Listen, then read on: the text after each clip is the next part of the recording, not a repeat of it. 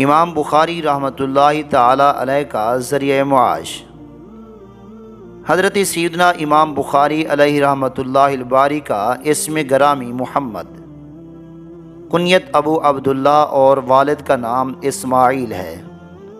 آپ کی ولادت ازبکستان کے مشہور شہر بخارا میں ہوئی، اس لیے آپ کو بخاری کہا جاتا ہے۔ آپ امت محمدیہ کے بہت بڑے عالم، محدث، فقیہ، مجتہد تھے۔ آپ کے والد بھی بڑے عالم اور حضرت سیدنا حماد بن زید اور سیدنا امام مالک رحمۃ اللہ تعالی علیہما کے شاگرد تھے، اور والد صاحب کی کمائی اتنی پاکیزہ تھی کہ انہوں نے مرتے وقت ارشاد فرمایا، میرے علم کے مطابق میرے مال میں حرام اور شبہ کا ایک پیسہ بھی نہیں ہے۔ والدہ محترمہ مستجاب الدعوات، یعنی جو دعائیں مانگتیں قبول ہو جاتی تھیں۔ امام بخاری علیہ رحمۃ اللہ الباری نے کئی کتب تصنیف فرمائی ہیں، جن میں سب سے زیادہ مقبول صحیح بخاری ہے۔ آپ نے اس کتاب کو تقریباً 16 سال میں مکمل فرمایا۔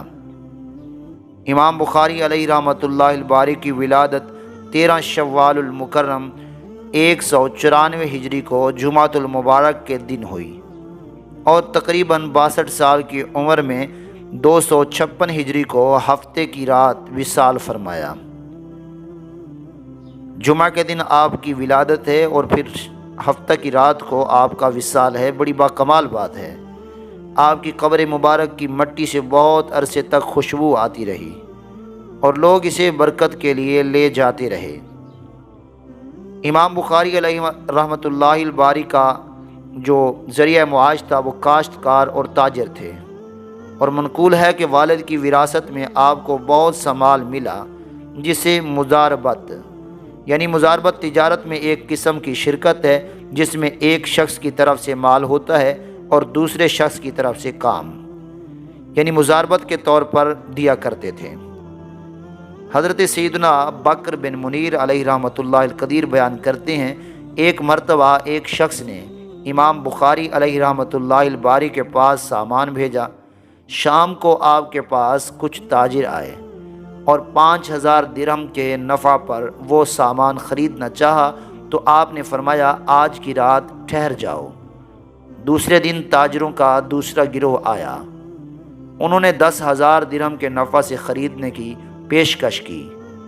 امام بخاری علیہ رحمۃ اللہ الباری نے فرمایا، کل جو تاجر آئے تھے میں نے ان کو فروخت کرنے کی نیت کر لی ہے، چنانچہ آپ نے انہیں ہی سامان بیچا، اور ارشاد فرمایا، میں اپنی نیت بدلنا پسند نہیں کرتا۔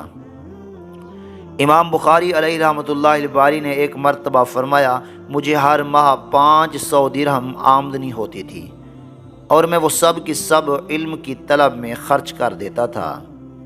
حضرت سیدنا محمد بن ابو حاتم رحمۃ اللہ تعالی علیہ بیان کرتے ہیں کہ امام بخاری علیہ رحمۃ اللہ الباری کا ایک زمین کا ٹکڑا تھا، جس کا آپ ہر سال 700 درہم کرایہ لیا کرتے تھے۔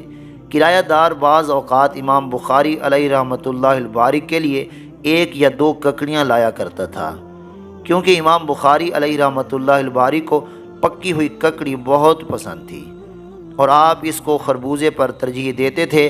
امام بخاری علیہ رحمۃ اللہ الباری اس شخص کو ککڑی لانے کے سبب ہر سال 100 درہم دیا کرتے تھے۔